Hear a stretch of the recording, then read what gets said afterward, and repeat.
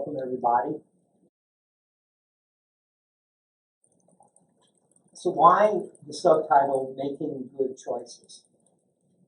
Actually, this goes back to something my daughter said when our grandsons entered their teen years, and they would, whenever Grandma and Grandpa came over, they would leave on a Friday night or Saturday night to do more fun stuff.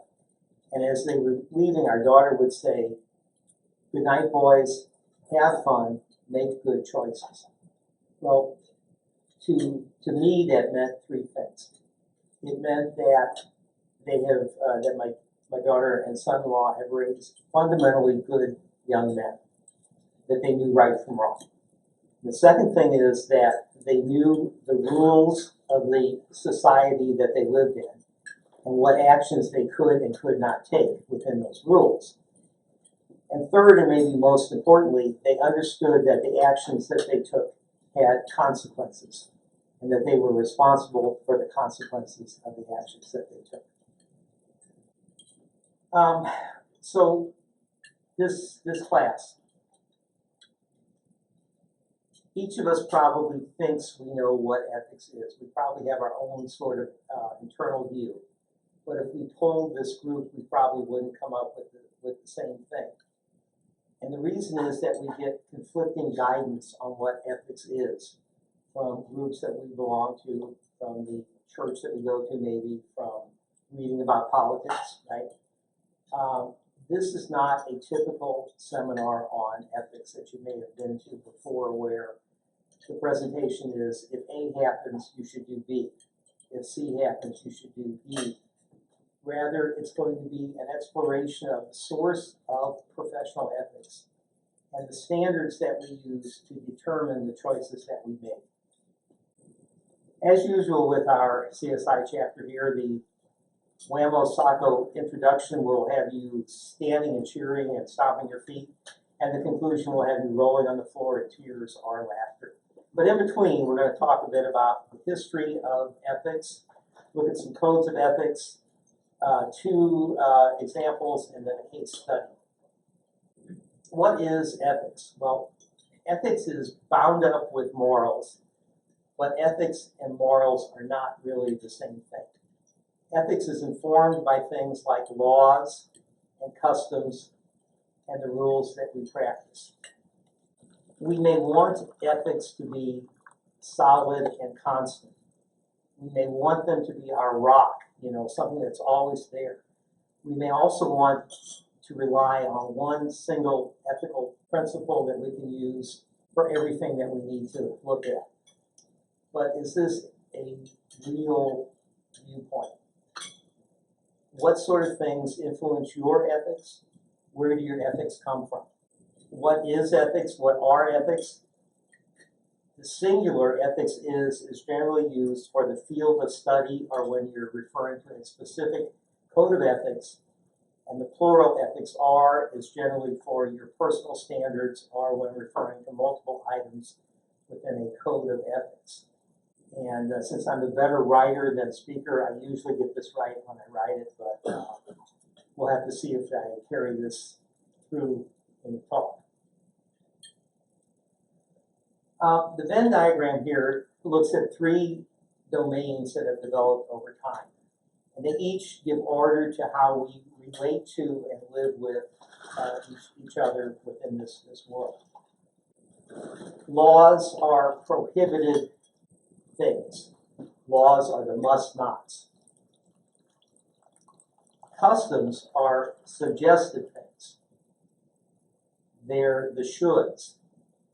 And morals, depending on how strong your moral code is, right, are either must-nots or should-nots. So in the CSI world, we really, we like to really put things in order and give you rules and so forth. And we really want ethics to be right in the center of this Venn diagram, don't we? We really want to say that ethics is the merging of all three of these things. And often this is true, but many times it is not true. So let's look at one thing that's pretty simple, and I want to ask you where it came from, which of these three domains did this start in, and that is driving on the right side of the road. Where did that start? What domain does that really live in? Laws. Wrong. Customs, right? Because when it started, it was, horse and buggy, and we were going down a path, and we had to develop a custom for me to go right and you to go left. And the reason we know it started with custom is there are vast parts of the world where they drive on the other side. The custom developed, the other way. So as we got to a faster paced world, it went into the realm of laws. So it was customs and laws. And now it's probably in all three, because if you drive that school bus full of kids on the wrong side of the road, that's a moral failure. So that may be something that's right in the middle there. But let's look at something that really doesn't fall in all three. Henry David Thoreau in the 1840s urged us not to pay taxes to support an unjust war. Civil disobedience. That was the name of the book and the concept. And you see the same technique used by Gandhi and Rosa Parks and Nelson Mandela and Martin Luther King. What do King and Parks and Mandela and Thoreau, what do they all have in common? They all went to jail because of what they did, right? So when you take that moral stand outside of the law, the consequences of your act is punishment. And each of these things, when you go outside the circle, has a different punishment. If you violate the rules of your church, you're kicked out of the church, you're condemned to hell maybe, right? If you show up at the formal dinner wearing a t-shirt and you use the wrong fork and you put your feet on the table, you're likely not getting asked back, right? You're being ostracized. So each of these things has a slightly different slant to it. Ethics has three main branches. At the top level is meta-ethics. Meta-ethics looks at the basic meaning of ethical terms, the fundamental nature of judgments, and how we support those judgments. It asks questions like, what is good? What is bad? How can we tell good from bad, right? Plato, in one of the Socratic dialogues, asked this quintessential meta-ethical question, even though the term meta-ethics wasn't invented for like another 1,000 years or so. But Plato asked, is an action good because God commands it? Or does God command an action because it is good? Wrap your hands around that. That's a significantly different starting point. Applied ethics, on the other hand, is probably what the typical professional ethics class is, right? It looks at, is action X moral? And if it is not, how do you make it moral, right? If you take a seminar on state licensure, or on the AIA Code of Ethics, or if you're in a corporation and you're mandated to go to one of those corporate ethics classes, that's all applied ethics. So I'll touch a bit on meta-ethics and applied ethics, but today we're going to live in the world of normative ethics. What standards do I use for determining a good choice? And where do those standards come from? I think normative ethics are the heart of ethics theory. And a great example of a normative ethics principle is the golden rule. We should treat others the way we want to be treated. The reason this is a great normative ethical principle is it's fundamental, it's simple, and if you buy into it, at least in theory, you can use it to make any ethical judgment. So let's do a definition of what ethics is. And I want to present three different definitions that actually I I wrote, so you can judge them as good writing or not. But as I put them up, I'm going to ask you for a show of hands. If one of these appeals to you, if you say, yeah, I can buy into that, I think this is a good statement to find evidence, raise your hand. You can raise your hand 1 time or 3 times or not at all. So an ethical person puts into practice moral virtues that have been acquired over time through experience, habit, and self-discipline. It's really inside you. It's the person you are. Who thinks this is pretty much on the mark? A couple people, maybe half the room? Okay.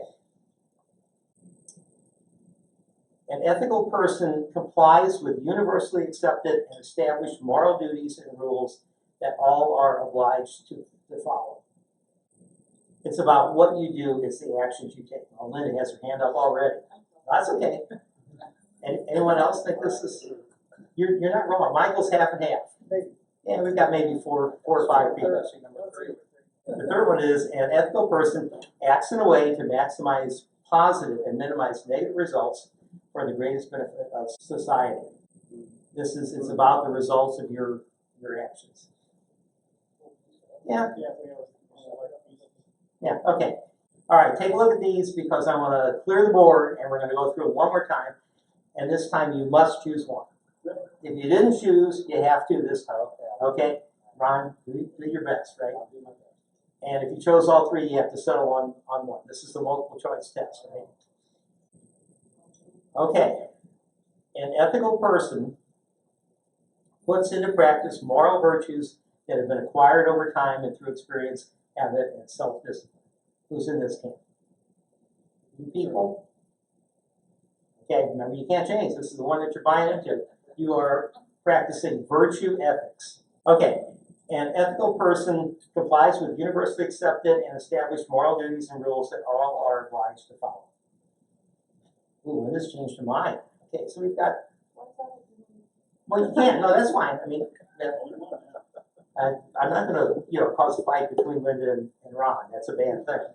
Okay, so if you chose this one, you are practicing deontology, duty-based ethics. And the final one is an ethical person acts in a way to maximize positive and minimize negative results for the greatest benefit of society. So who's into this one?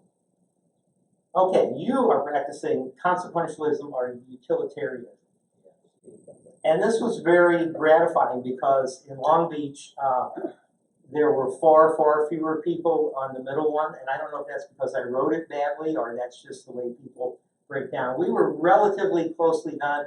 The middle one was not quite up to the other 2, but virtue ethics, deontology, consequentialism are the 3 major theories in play today in normative ethics. And we'll look at this through the light of history. Does anyone know what I'm showing here, this object? Code of Hammurabi. Okay. Yes, you're absolutely right. And the reason we know this as architects is because we've probably been in a seminar where this has been defined as the first building code or the first law or whatever. It's the eye for an eye, tooth for a tooth, the law of retaliation, lex talionis. It's revolutionary because it introduces early attempts at a building code, contract law, contract rights, and responsibilities. To those of us who grew up in the Western and Christian worlds, and particularly those of us who may have been taught by nuns, an eye for an eye is kind of frowned upon. It was the pagan rule. It was the old-fashioned way of doing things.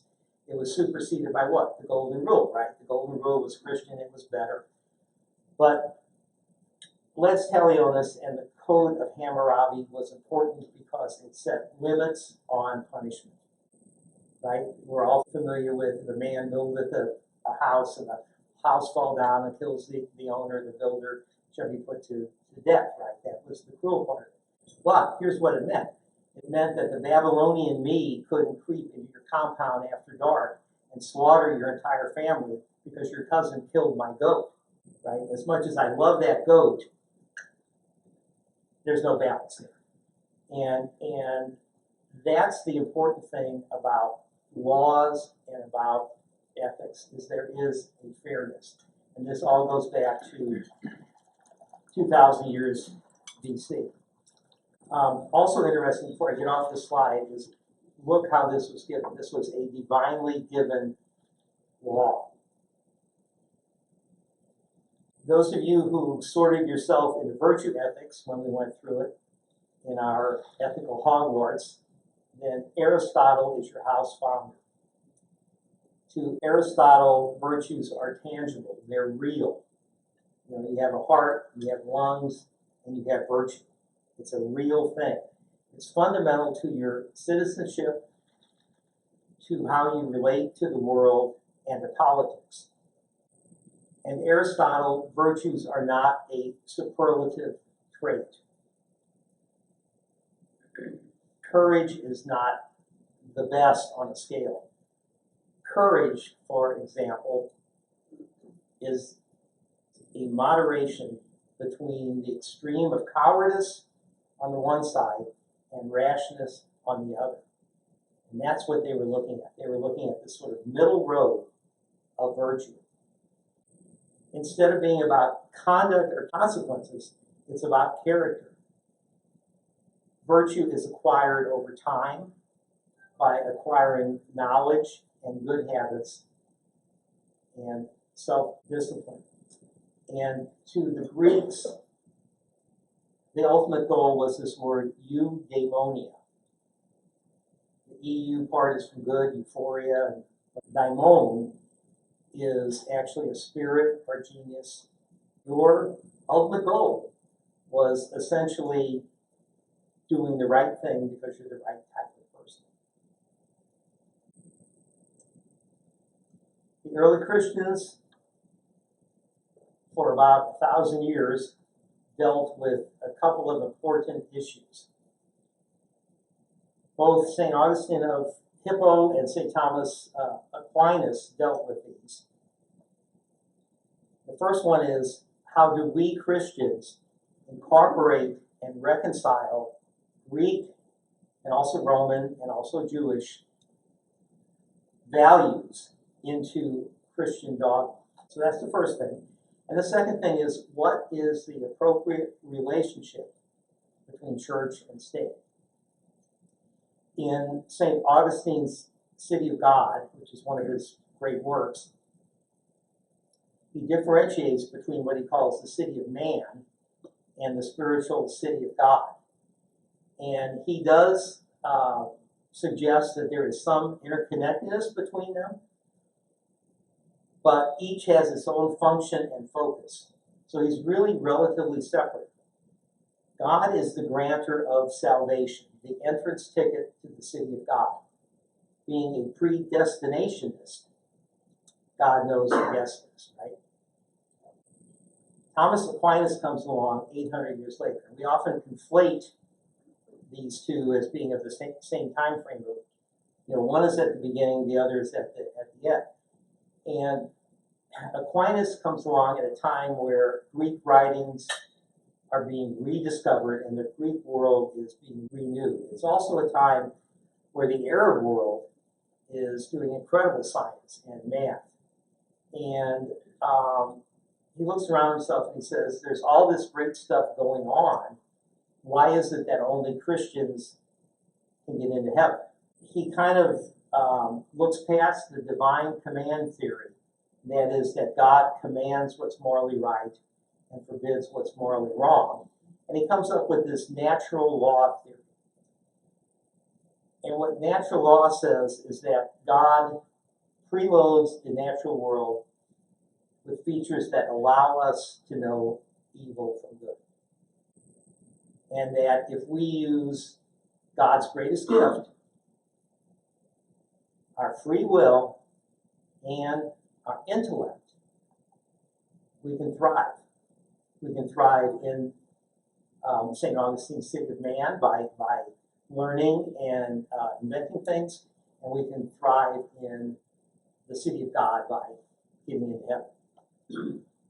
So he has united the secular world and the spiritual world, and he's also opened it up to anyone with free will. other thing he's done is he's taken normative ethics off of the shoulders of God and he's put it on our shoulders. If we have free will, according to Aquinas, then it's up to us to figure it out. So, along comes this fellow, Machiavelli. Do the ends justify the means? This is the quote that comes closest to do the ends justify the means. Machiavelli is really introducing consequentialism, even though that term doesn't get invented for 200 or 300 years. In Machiavelli's great work, The Prince, which is really it's a handbook for governing an Italian city-state, he asks the question, is it better for a prince to be loved or to be feared? And he answers it like this. He says, of course it's better that a prince can be both. He can both be loved and feared. But if you have to choose, it's better for a prince to be feared. And the reason he does this is because he recognizes that in our city-state, what do we want? We want a prince who can further our goals, protect us with military against neighboring city-states when they invade us, build our wealth, build our culture. That's what a prince ought to do. And to Machiavelli, it really doesn't matter whether the prince is a good person or moral or whatever, as long as the ends are there. So he takes politics completely out of the historic realm of religious morals. So how does the church view the consequentialism of Machiavelli?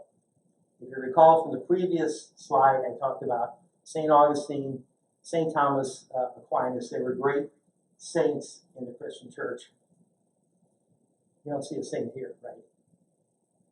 Enough said about how the church treats Machiavelli. Henry V is a play about war and fighting and a really active play, but it's also a play about ethics and deontology and duty.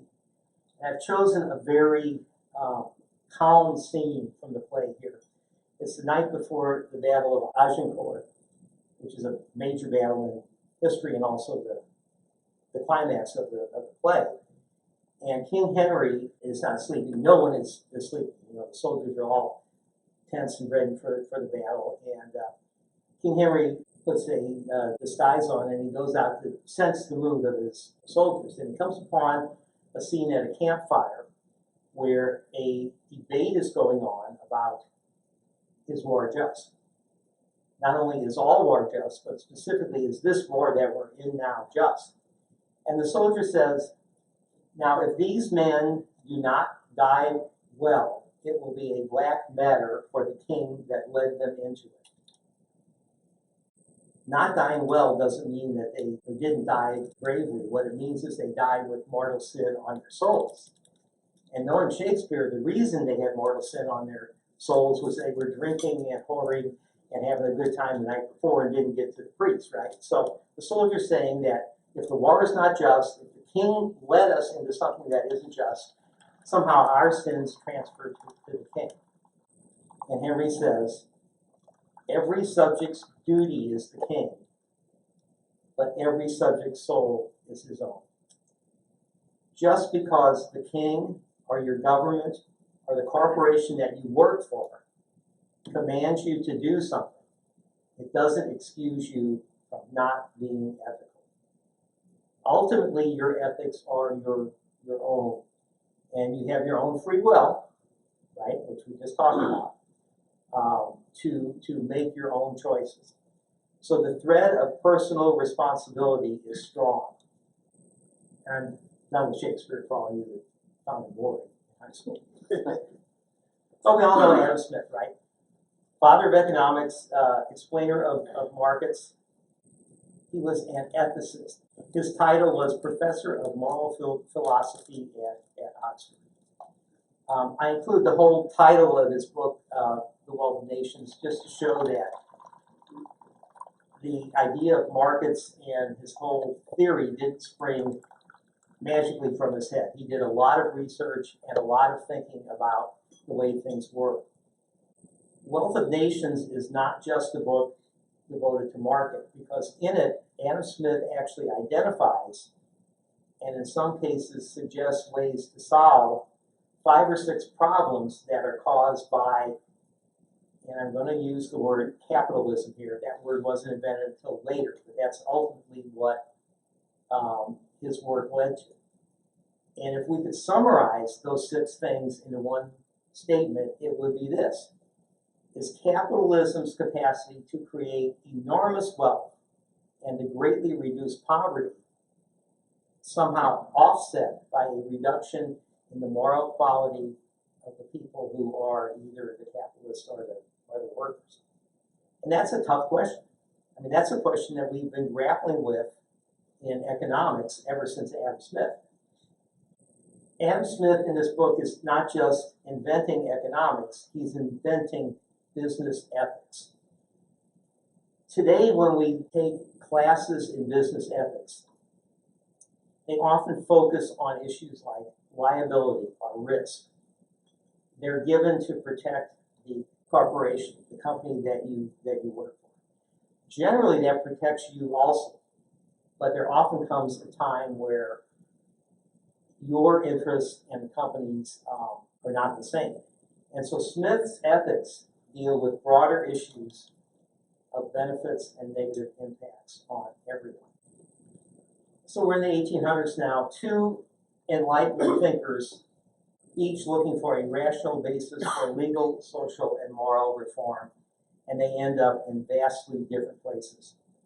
Immanuel Kant is German, and actually they were fairly close in time. He's probably about 25 years older than Bentham. But he is the father of deontology, duty-based ethics. And he comes up with a categorical imperative is a universal ethical principle. Always respect humanity in others, and only act in accordance with rules that can hold for everyone. A lot of what I'm presenting here may imply that deontology, that duty-based ethics, is written rule-based. But for Kant, he was starting fresh. There weren't written rules. His deontology sprang from a rational process, and here's what he did. He hypothesized an action, followed it to its logical ends, universalized it to see if it would work for everyone. And if it's good for others, it must be good for everyone else, including you. So, is lying wrong? Well, the way you figure this out is you hypothesize a world in which everyone always lies. Not today's world where some people lie, some people don't. It's a world where everyone always lies. So what does that mean? It means you can't lie. When Steve talks to me, I assume the opposite of what he says. And when I answer him, he assumes the opposite of what I say, because we're both lying and we both knew it. Logic fails, right? So to Kant, then, you shouldn't lie. That's a fundamental, basic principle. And he does this with murder and stealing, and all sorts of other things. Jeremy Bentham, who is from England and later Scotland, and his student John Stuart Mill, come up with this starting point. The greatest happiness of the greatest number is the measure of right and wrong. So does this mean that consequentialism is about making me happy? Is it about hedonism? Is it about my own personal self? Well, remember, it's the greatest overall happiness that he's talking about. It requires objective public discourse. You have to make decisions under this theory as if you are a disinterested but benevolent spectator. So, to sum it up, I see a lot of puzzled faces here. We'll do a chart. These are the 3 theories in normative ethics, and this shows the emphasis of each one. Virtue ethics emphasizes the person, the actor, the one who does the deed. Deontology, duty-based ethics, emphasizes the action. Right? The first says the person is the ethical thing. The second says that the action is the ethical thing. Consequentialism says that the result is the ethical thing. That's the emphasis.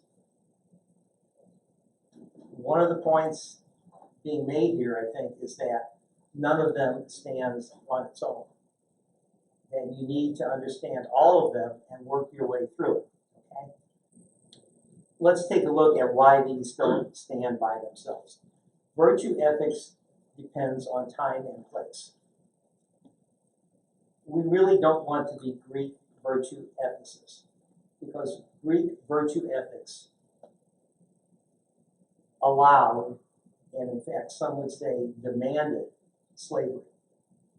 Within the Greek virtue ethics rules, slavery was normal and justified. Okay?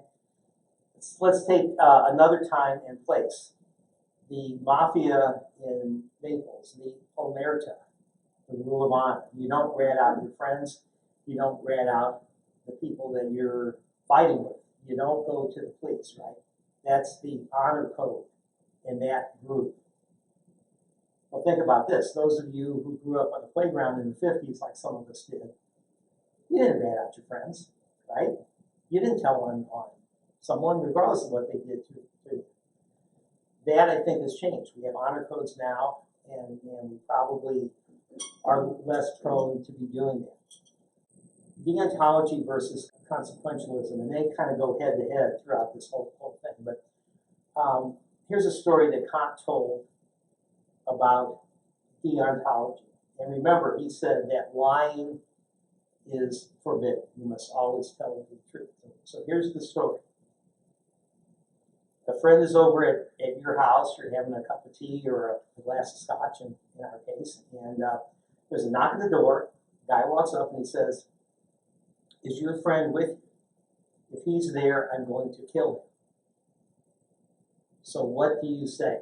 Everyone in this room would probably lie, right? I mean, is there anyone who would tell the truth in that case? No one is that strict, right? The consequentialist says, yes, that's what you need to be. You need to see the consequences of your lie.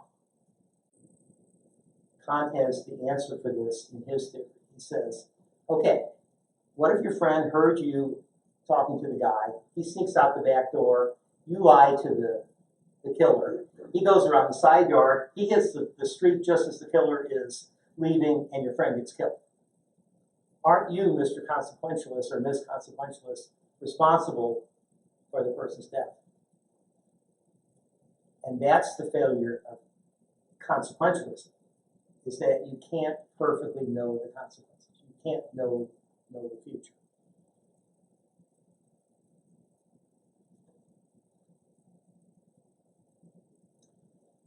John Rawls and the Veil of Ignorance. It sounds like a Harry Potter book, right? It's a thought experiment that John Rawls came up with in the later part of the 1900s. And it goes like this. Picture yourself in an unborn state. You're about to be born into a world, and you have absolute control over what that world is going to be. You can set up the world however you want to. But you have no control over who you are going to be. Your role in that world is totally random. And he asked the question, describe the world. How would you set this up? So if you default to the world as it is now, every one of us would think, well, we're going to be an oil sheik, right? We're going to have millions and millions of dollars. What are the odds of that happening versus the odds of being born into slave labor somewhere, right? And so Rawls is actually a deontologist who's trying to give us a duty-based system for coming up with a socially just world. He also, though, gives us a basis for being a good consequentialist, because it takes ourselves out of the equation. If we can put aside our biases and everything that makes us us and look at what's going on, we're really putting ourselves last. You can never actually do that because we're all human beings, but that's the goal. He says that we all end up as virtue ethicists, right? That if we think in this manner, if we take ourselves out of it and look at the world, look at the company we're in, look at a contract we're about to sign, or whatever, intuitively we know what is right and what is wrong. Okay, for you people that are gritting your teeth saying, why doesn't he get to the real codes of ethics, we're going to breeze through some just so you feel good about it. Every one of us has ethics, regardless of the role that we have in construction or architecture or whatever, right? We all, each and every one of us, must follow the law. Why we say in our specs, why some of us insist on saying follow the code, I don't know, because the code is the law and we have to follow it. Those of us who are licensed have licensure laws that we have to follow. And I'm sure everyone who is licensed has a hardbound copy of the standard of care by their desk. Someone explain why that's a joke. I don't have a desk. What? Yeah, you don't have a desk. For those of you who aren't licensed and haven't been sued, the standard of care is what the judge tells the jury when they sit in judgment. Where the judge says basically, judge this person based on the average comparable architect in the place where you live. There is no written standard of care. It's upon the jury to figure that out. So that's something that we have to kind of deal with. AIA, CSI, and so forth all have their codes, and the employer's code of ethics. As I mentioned before, maybe for 95 or 99% of the time, your employer's code of ethics can cover you, but there will be times where your actions and your employers don't go hand in hand. So many of these codes, probably most of these codes, have an implicit bias by the people who wrote them. And that's not to say that they're bad. It's not to say that they don't cover most of what we do. It's not to say that when you have a class on, when A happens, you should do B, that's bad. What it does say is that ultimately it's up to you to kind of figure it out. We're going to look at the AIA Code of Ethics just because it's a good case study in how a lot of these codes of ethics are written. There are canons that are the broad things we should think about. Each canon has ethical standards, and they're goals that we need to follow. These are the shoulds. You should follow the ethical standard. The rules of conduct are the musts. If you violate the code of conduct, you can be disciplined by AIA. So this sort of a breakdown, the broad picture in canons, the goals in the ethical standards, and then the must sort of thing, the rules kind of at the bottom. AA was founded in 1857.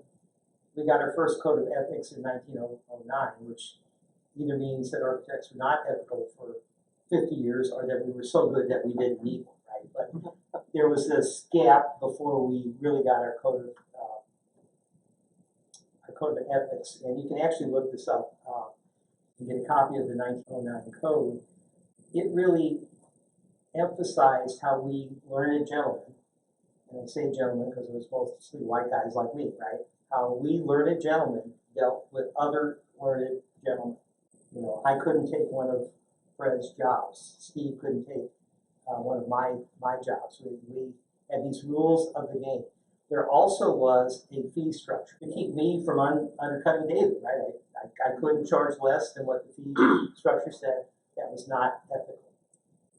What happened in the 1970s was that there were some lawsuits under the Sherman Antitrust Act that said this is restrained trade. It really didn't go to court. There were a couple of consent decrees from 1980 to 1986. AIA looked at a revision to get rid of the fee structure and to look at other things. And they looked at various stakeholders, and that's how this 5 canons and then later 6 came into being. If at the beginning you thought ethics should be fixed over time, take a look at this, right? This is an ethical code that went through a lot of changes, and it's still being changed. So there's other things out there that are being kicked around. In fact, it was just changed a month or so back where diversity and equity were added to the code. So here's kind of a recap of the times and dates, and here are the 6 canons. They are not hierarchical. In other words, if there's a conflict, number 2 doesn't override number 5, number 3 doesn't override number 6. And this can cause some problems. Many firms have adopted the 2030 challenge for carbon neutral. As long as you, as an architect, inform your client to the goals and get a buy-off from the client, you're being ethical. If you try to sneak in green features without informing the client, you're not being ethical, because you have a duty to the client to make sure that their budget is spent the way the client wants it. So in general, I like the AIA Code of Ethics. I think it gives you a lot of good guidance, but there are pitfalls that if you don't diligently practice, you might fall into. Just look at some of the others. The NCARB is more about the state licensure laws. It's interesting that the first AIA codes were adopted by law by the states. So there really was just that one code. Even if you weren't an AIA member, you were bound because you were licensed, right? Well, now NCARB has kind of taken over that part of it. Construction management, interesting that they have basically the same thing that architects do. They don't have a general obligations, which is our first one, and they don't have obligation to colleagues, which I find interesting. I'm wondering if that is actually part of 3. George, do you know if they have a hierarchy on theirs as well? I did not know, sir. Okay. Because I find it interesting. Number 2 is to the client. Yeah. Number 1 is to the public. Right. And the NSPE has similar code of ethics. And I want to focus on number 2, number 3, and number 5 here. When a design professional meets with an owner to try to get work from that owner, and that professional claims expertise that he or she does not have, I think we would clearly agree that that is not ethical. That violates pretty much all of these. We try not to do that. We don't market ourselves as an architect who can design a 50-story building when all we've designed is wood frame, right? What about a product rep who is meeting with an owner or an architect, and that product rep misrepresents performance tests for his or her product? What about a construction manager who is meeting with an owner and produces an unachievable construction schedule just because the owner expects the building to be built fast? All 3 of these probably we would all say are not ethical. But here's the thing. The architect can be censured, the architect can lose his or her license. The product rep, what's the punishment for doing it? Product reps out there, you don't get the next job, right? You don't get future work. So there's not that sort of code-based legal punishment. It's a market-based punishment.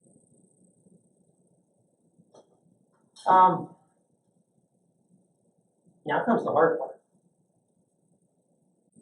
The local paint store. This is based on a true story of an architect that I know quite well. The Pig Snoot School Board, a small town in the mythical state of Missouri, is building a K-12 school. And I want to ask you whether this is ethical or not ethical. The architect and specifier is this requirement. Everything else is bid, but the paint spec is sole source using Billy Bob's paint store on the main square in Pittsfield. And Billy Bob is the brother-in-law of the superintendent of schools. Anyone think this is ethical? No. Well, okay, we'll get to that. What bothers you about this? Self-dealing. I mean, there may be kickbacks, there may be all sorts of things going on, we don't know. Was it competitively bid? We don't know that. And most importantly, you know, the pig snoot public pays taxes. You don't want to waste, you know, their money. And so what are we looking at? What are the ethical duties of the board and the superintendent? Stewardship of public funds, probably the big thing. Welfare, probably the students first, and then the teachers, and then the employees, and then the maintenance of buildings and your books. These are the sort of things that we're thinking about. And let me give you some other facts because Charles is going to beat me to it if not. What if every 5 years they have a competitive bid for a 5-year contract to supply paint? And they bid it to Billy Bob and the 3 big guys. And Billy Bob always wins because he's local, he's got the inside edge. In Pig Snoot, everyone knows everyone else. So the idea that Billy Bob is related to the superintendent is known. But just to make sure, when they do the contract every 5 years, they reveal that that's going on. And here's the big thing. As we all know, well, we may not because this is hypothetical, but Pig Snoot is miles from the big cities in the Smithfield state. Billy Bob can get a phone call at 4 o'clock on a Friday, throw a bucket of paint in the back of his pick-em-up truck, drop it off at the school Monday morning, and they can start work. Nobody else can do that kind of service at the price that Billy Bob can do. So what about now? Who thinks that this is ethical? Not as many as I thought. Why would it not be? What still bothers you? The fact that Billy Bob is related? You can schedule your maintenance. Mm-hmm. So the back of the pickup truck argument doesn't cut it for me. But you're still getting a better price from Billy Bob. You don't know that. Yeah, you don't know that. They did it every 5 years. If he's already got a contract to supply paint, then applying that contract is reasonable, whether he's related to anybody or not. And it's been disclosed to the public. What did that contract say? Did it say paint for maintenance or paint for the existing building? Is it really within the contract to apply it to a new construction? You need a lot more detail to make a real decision. So our hypothetical spec writer who was faced with this decided that they had met the requirements for being ethical. And I discussed this with our friend Laura Jean when we were up in Duluth. And there may have been scotch and gin involved, I'm not sure. But Local. Scotch and gin, or what's it? I don't remember. It was local. Was it local? Yeah. At any rate, I never could get her in that conversation to say yes. She got real close, but she said, I don't know, it still kind of smells. And here's the thing, if you feel like that, that's okay, because a lot of corporations will have that law written. A lot of school boards will have that law written. Don't deal with family. There are corporations that if a couple is dating and they get married, one of that married couple has to leave. What this really illustrates is deontology versus consequentialism. The deontology of these rules, right? You should not deal with family, is overridden, at least in my case, by the fact that the school board and the school district is getting a better deal. It's working out better for them, okay? That's the sort of balance that we have to do. And I concluded with Laura Jean with this story that, you know, okay, so you accept the fact that this is okay, this is ethical. The proof of the pudding is when Billy Bob gets in a horrible divorce with the superintendent's sister, that next contract, does he get it? Because he should, right? If it's ethical, it's not based on them being brother-in-law, related. So if it's ethical while he's married, it should be ethical afterwards. Well, the other way you can look at it is it was a board requirement, and it's the board's fiduciary duty to, or an ethical duty to, Right. to be upfront with the Right. citizens of the city or whatever. And the other thing that we didn't get into here that's probably important is that the board hires the superintendent. Superintendent is an employee of the school board. Let's take a look at Zaha Hadid, award-winning architect, feminist icon, sadly passed away a few years back. Shortly before she died, she won the commission for a football, and I say that in the soccer fans' language, the football stadium for the FIFA World Cup in Qatar in 2022. And she was interviewed by the Guardian newspaper, who was talking about this award she had gotten, and they asked her if she felt any responsibility for the slave labor that was going to certainly build this stadium, and for the tens or hundreds or thousands of workers who would die building. And she was taken off guard, and her response was, it's for the government to take care of. I can't do anything about it because I have no power to do anything about it. I have nothing to do with the workers. I am more concerned about the deaths in my own country, Iraq. So what can I do about that? It's not my duty as an architect to be concerned about the welfare of the workers on this project. How do y'all feel about that? Anyone support that statement? I see some cringes. Okay, and I can support it too. I mean, I've taught CDP classes and CCS, and I'm an architect. What do we preach, right? Stay in your lane. The architect is not responsible for the methods and means of construction, not responsible for decisions that the owner makes, right? So I could say from a deontological standpoint, she's spot on here. But is every subject's soul his or her own? At what point does your personal ethics and morals override your duty? Let's look at something from a few years back. This was fairly recent. We have a young architect who has just gotten his license. He's starting his career as a young family, and he's in a period of economic trouble. Inflation's running rampant. There's not a lot of work out there. And he gets this opportunity to work for a new government that's going to do a tremendous amount of building, more building than his country has ever seen. And this government is going to put them back on sound economic footing. This young man is 27 years old. Everybody's been 27. A lot of you are architects at 27. We jump at this, right? Albert Speer caught the attention of Hitler and soon became his first, not in terms of time frame, but in terms of the number one guy, his first architect. He designed a new capital city, stadiums, massive public projects. Ultimately, towards the end of the Second World War, he became in charge of the logistics for all war material and production. Speer was one of the people that was tried at Nuremberg in the first trials, and he had a lot of candor about what his role was.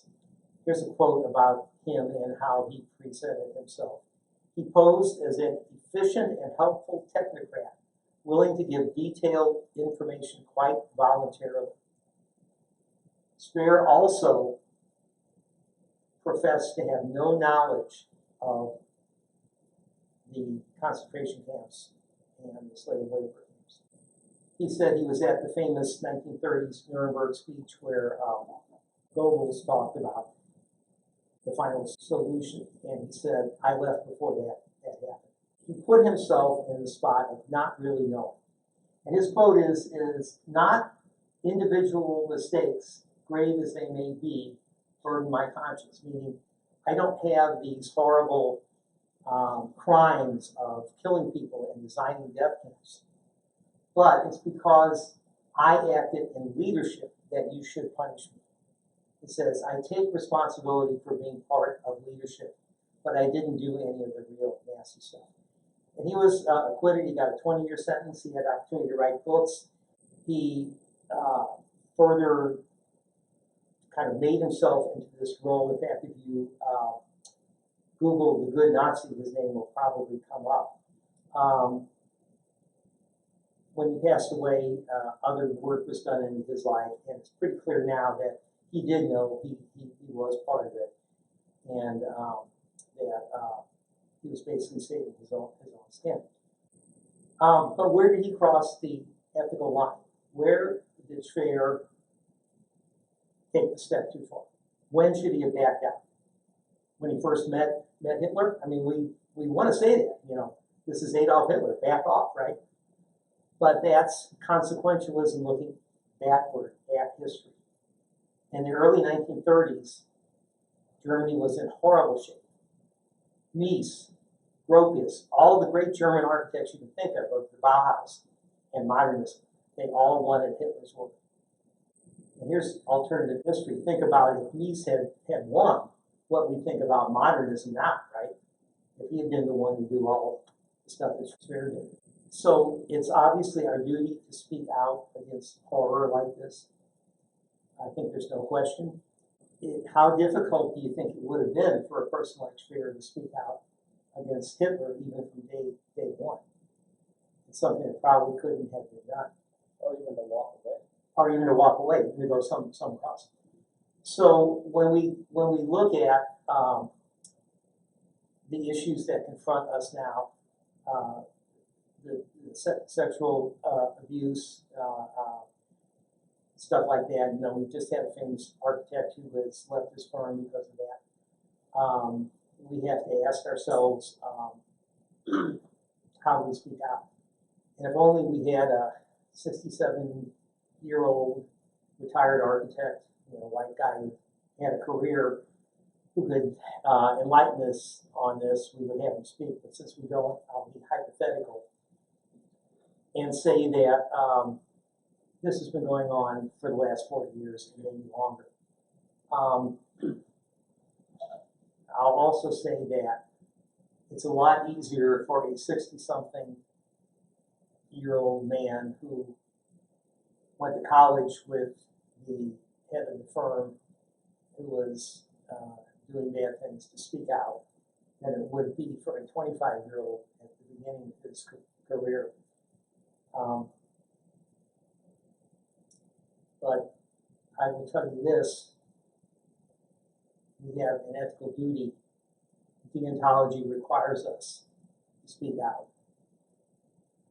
Consequentialism requires us to speak out. Because by doing so, it's going to make a better world for all of us. And virtue ethics probably does also. If we're the right kind of people, we should be. So now that I've cheered everyone up, we'll go on to the case study. Citicorp was a big deal shortly after I got out of school. This was built in the mid-70s. It marked the restart of a major building in Midtown Manhattan. It was a significant architectural and structural job. There was a church that owned this land. They owned the ground. They said, Citicorp, we'll sell it to you, but you have to build us a new church on the site of our old one. So this resulted in a very odd plan. The main columns, those big black squares there, were at the center of the sides of the buildings, not at the corners as you typically would see. And the red dotted line is actually the footprint of the building as it goes up. That's the basic plan. It was very innovative. Essentially what they did is they did these concealed large chevron beams every 8 floors that took the load from the outside corners to the central columns. In addition, this had a tuned mass damper. It was the first use of a giant weight on oil hooked up to a computer that would read when the winds shifted, and it would move this weight to kind of make it stand up better in the wind. So the building gets built. It's a success story. It's a big deal in the early 70s. A year after it's built, the Princeton undergrad, Diane Hartley, has a class project. And the professor says, well, find a recent building and do the structural counts on it. So she chooses Citicorp, and her calculations show that quartering winds govern. Now, typically in a square building with columns on the corner, you only look at the envelope because that's going to be the main case. But because of where the columns are here, this quartering, this 45-degree wind is really, the worst thing. She's about ready to turn this in. She says, this can't be true. This building was designed by a structural god. William Lemessurier, who really, literally was the top of the line at that time. And she calls him up. And she says, hey, I did this. My calculations show that the quartering winds are the worst. And being who he is, he says nonsense and hangs up the phone. And then he gets to thinking, so he gets all of the calculations and all the plans, and he spends the weekend in his place out in the woods in Maine going over everything. And sure enough, she was right. Quartering winds were the governing thing. He did the calculations again using the quartering winds. He found that it could withstand hurricane winds of a 55-year storm, but he also had some change orders. And someone in his office had approved using bolted connections for the main wind braces instead of full penetration welds. Now, anyone who's been around construction knows how difficult it is to do a full penetration weld on a job site. Bolted connections were far easier. They were also far less strong. And that brought the windstorm down to a 10-year storm. But if the mass damper would operate, it would be a little bit better. So here he's faced with this masterpiece building that in a hurricane coming through New York City could topple over. He runs more wind tunnel testing with the new calcs. He develops a plan to fix it. And basically what he did was come up with a steel plate that could be welded over the bolts. And because the wind bracing was on the inside and not the outside, you could do this from the inside and get it done pretty quickly. So he notified the architect, his attorney, and his insurance carrier, probably not in that order. He hired a consultant who had greater expertise in the problem, and he once all this was done, because he wanted to have a plan for how to fix it, he met with the building owner and he said, oh, by the way, Citicorp, there's a chance your building might fall over. So when the owner, we presume, picked himself up off the floor, the first thing they did was put together a team with a contractor and folks from inside their group. They notified the building department, and they got the building department to swear that they wouldn't tell anyone. This was all kind of done behind the scenes. They formulated an evacuation plan. Well, the way they did it was they went to the Red Cross, got the Red Cross to do a survey of how many people were in the adjoining buildings and to formulate the plan without really telling them why they needed it. They issued a press release of 6 or 7 things, and at the very bottom it was, we have some work that we need to do. The code has changed. The bank is in no danger, and this is a conservative approach, so we're going to kind of upgrade a bit. But don't worry, The work proceeded in relative secrecy. What they did was they would go in after the office workers left, rip the drywall out, weld the plate on, put the drywall back, and paint it, and be done by the time the workers came in. And they proceeded floor by floor, and in 8 weeks it was done. We don't have anyone real young here, so I don't really have to tell you that newspapers used to be a big deal, and the New York Times, failing now, used to be a big deal. LeMessurier gets a phone call from his secretary who says, "Oh, so-and-so reporter from the New York Times wants to meet with you on Monday." There's a newspaper strike that lasts the entire time the work is going on, so he never had to meet with the New York Times. A lot of things came into play here. His ethical actions, he knew right away to take action, even though it would cost him financially, cost his reputation as being the top guy in what he did. It could even be bankruptcy for him. The repairs were done within 8 weeks. The PR handling, by keeping it secret, minimized public panic. And he's usually hailed as a textbook example of good civil engineering ethics. But questions and second guessing is still there. Was the secrecy and the hiding of the information appropriate? Could this 8-week time frame have been reduced to 3 weeks if they worked round the clock? And was it really about minimizing public panic? Or was it that Citicorp didn't want to be sued by its neighbors because they were possibly having to shut down while this work was going on? And does what happened in September of 2001 color our view? Are we looking at consequentialism backwards, right? This was before the World Trade Center.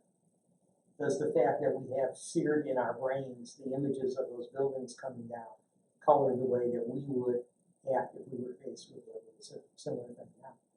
Kramer actually, he makes these points. Citicorp should have been checked for quartering wins because building codes require consideration of the most severe loaded case. Do we as professionals have an ethical obligation when a design gets out of the ordinary to spend extra time on it? And if we do our owners have an obligation to pay our fees? Well, I wanna know what happened to the guy that approved the change order. I don't know if they hired the graduate. The decision to change the welded joints to bolted joints was an important change that should have been considered more carefully and answered the question of what happened to that guy. I don't know, but what should have happened to someone senior should have been overseeing his work, right? LeMessurier had a duty to publicize the problem with the building, like his code here. Deontology versus consequentialism, where decisions based on professional duty are on achieving the best outcome. So this is an ethical story with a happy ending. The building didn't fall, everybody's happy, life goes on. The question I would ask at the end of this is, can we really use this as an example to learn from? And if we do learn from it, do we take it step by step and word by word, or do we reconsider some things that were done?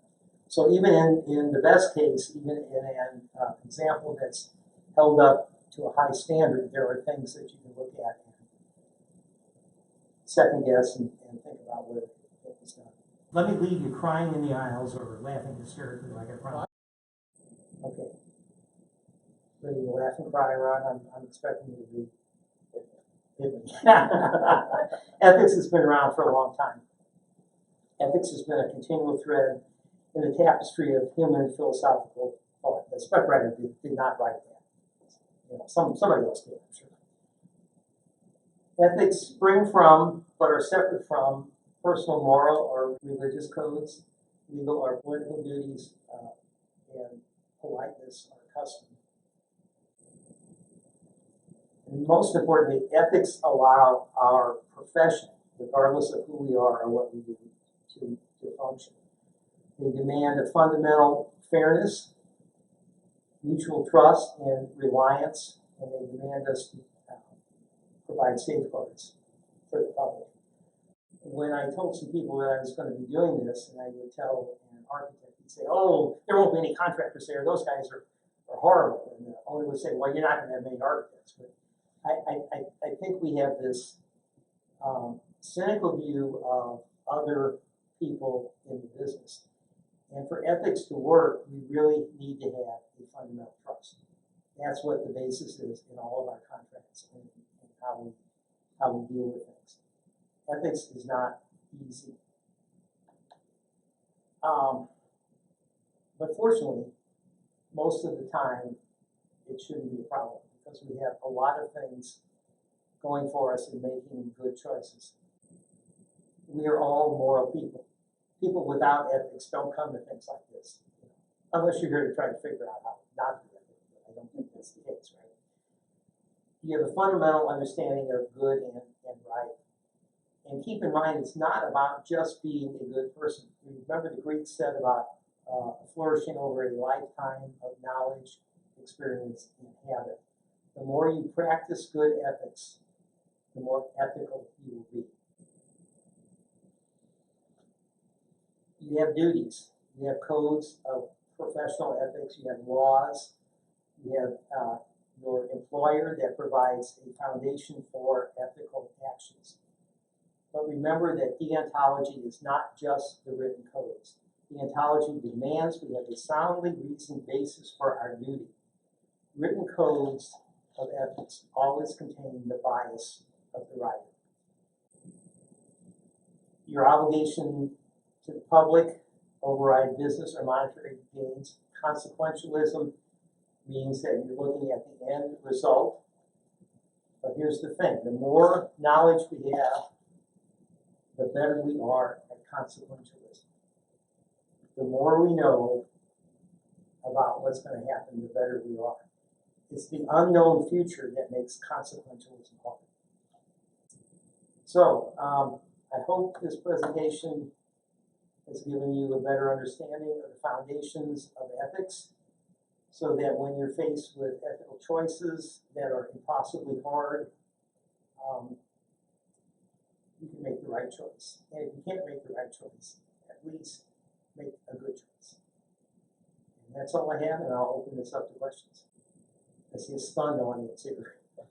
Peter. From the 1950s playground, we did not know about the American code, but we did know that nobody talks, everybody walks. I don't know if there's a direct from the wharves of Naples to your school playground, but it's certainly the same thing. There's no question about that. Other questions? I think architecture is fraught with these ethical problems. Clients will challenge me to do things that are dangerous. And I said, well, this is when I'm really happy to have a building code, because I can blame all on the building code. So yeah, it is a problem. But I would say this about the building code being your friend. Your AIA code of ethics is also your friend because it doesn't require you to do an illegal action on behalf of your owner. There are other things too. So you spend 6 years in college, you spend thousands of hours between committed your career to serving people to design buildings that are safe and function well and satisfy their needs and their desires. And then steps in a contractor who wants to be the middleman and be the design builder in this. And you say, how in the world can this be ethical at all? We're talking about a person who has no knowledge about working with clients in design, has no idea what design is, and can't uphold any of these knowledge or basis for what you're doing at all. And there you are, design build, one of the most unethical practices in architecture. Actually, when you go back to the AIA Code of Ethics, they might help me out with this. Design build was prohibited for architects for many years, right? It was only recently that that was changed. Kelly, I would challenge you a little bit on the design build. I've worked for terrific design build firms and not so terrific design build firms. So it's very dependent on the person that you're dealing with. When it gets down to virtue ethics, and duty bound, and they're all tied together. It's up to us to figure out what balance there is between the three of them for each situation. You know, and I think us just thinking about ethics as you go into different situations is going to do nothing but help you. You're going to be guided by at least a conscious decision to act or not to act. And you know, these questions that I put out here are not simple questions. Right. And probably some of them, the room is pretty divided on the way that you came down. I don't know the answer to this aha, I need question. I can see both sides of it. As horrible as that answer sounds, it's absolutely duty-based for what we do. We do that every day, right? So ultimately it becomes a personal choice of do we take the job in the first place? And if we do take it and we find out something horrible about it, do we back out of it? She's not performing the task any more than we are. A contractor is hired by the owner to do a project that we're a part of. We have no clue what's happening between the general contractor and the subcontractor. We have no idea what technical situation is taking place there. Right. And in that case, I don't know why she would be responsible for that situation. In every situation is different, Right. which is why you have multiple ways of looking at each situation. I think that the role of what the organization here binds us, it has to do with this specification. And I can't think of a part of the industry in construction that is more attempting to provide equity and fairness than a specification. How it's organized, where to find common information, how to use specific references to either quality standards or performance standards or warranty. The specifier has the opportunity to provide information about what is a best practice because it brings value to a client. It may bring durability from the public standpoint, resiliency over time, less maintenance, et cetera, et cetera. I go back to sandbox rules. You know, it's like when I was 3 or 4 playing the sandbox, what would have been fair there? And the golden rule that you mentioned. But I think when it comes to that basis for how the industry functions, well-written specifications that are clear. If you want to say in there, it's got to be by Jim's brother-in-law in your example about the school district, then you know what, everyone will make their own decision if they know that beforehand. You know, I think fundamental in specifications and CSI is that underlying premise of fairness and equity. That fundamental fairness has been with us for thousands and thousands of years. We really need to understand that what we do in this business is based on trust and fairness. Good presentation. Thanks.